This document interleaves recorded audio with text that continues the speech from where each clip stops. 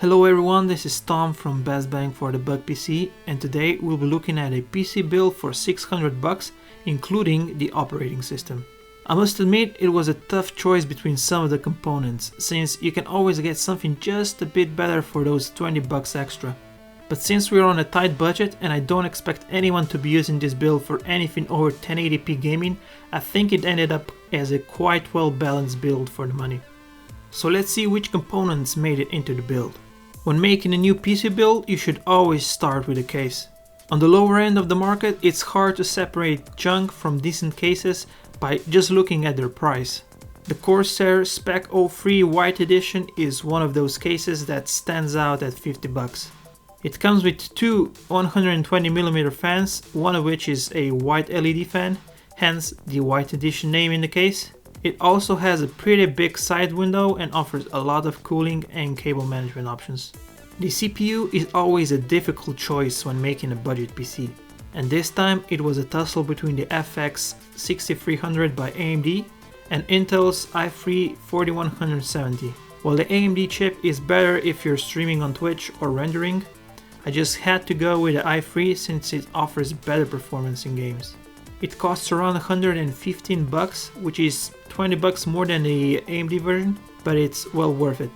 Looking at GPUs, well, again, this was a hard choice. It came to a toss-up between the R9 380 and the GTX 960. Either of these two cards would be great for 1080p, but in the end I chose the EVGA GTX 960 SSC 2GB card for 160 bucks.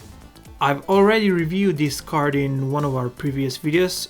I've put a link into the description if you want to check it out. It's a lovely card for the money, although 4GB of VRAM would be better, but at 1080p you should be fine. For the motherboard, I went with a trusty Gigabyte B85M DS3HA for 50 bucks. It's a micro ATX board, so it will fit our case perfectly, and for the price Gigabyte is asking for it, you just can't beat the features it offers.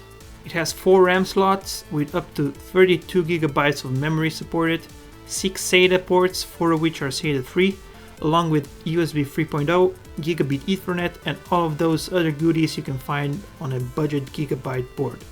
It's a solid motherboard overall. I didn't want to complicate things too much when it came to RAM, so I just went with the cheapest 8GB kit I could find, which was the Crucial's BALLISTIX Sport kit running at 1600 MHz on a SAS 9 latency. It also cost just 33 bucks, so let's just leave that here. For storage, I was again torn between a higher capacity mechanical drive and a faster but smaller SSD. But don't you just hate those long loading screens and boot times? I sure do, so I went with the cheapest 240GB SSD I could find, which was the PATRIOT Blast one at 58 bucks. It's not the best SSD you'll find, but for the price it offers an amazing value for the money. To power all of these components you'll need a power supply, and when on a budget you should be at least looking at reputable manufacturers. So I chose the EVGA 500B. At 500 watts with a 80+ bronze rating, it will be more than enough to power the system with ease. And at 36 bucks, it's a steal. Again, as in our $1000 build, I've included a DVD drive, just because some of you still use them. I chose the cheapest one at 15 bucks, which was the Lighton model.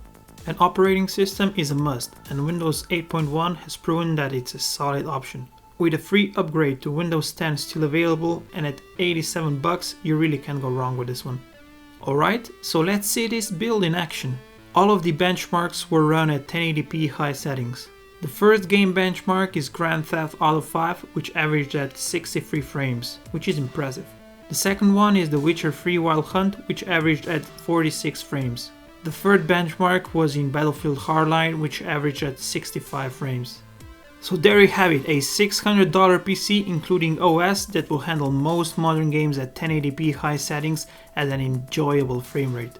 If you found this video helpful, please subscribe and like the video. You're also welcome to discuss this build in the comments below. See you next time.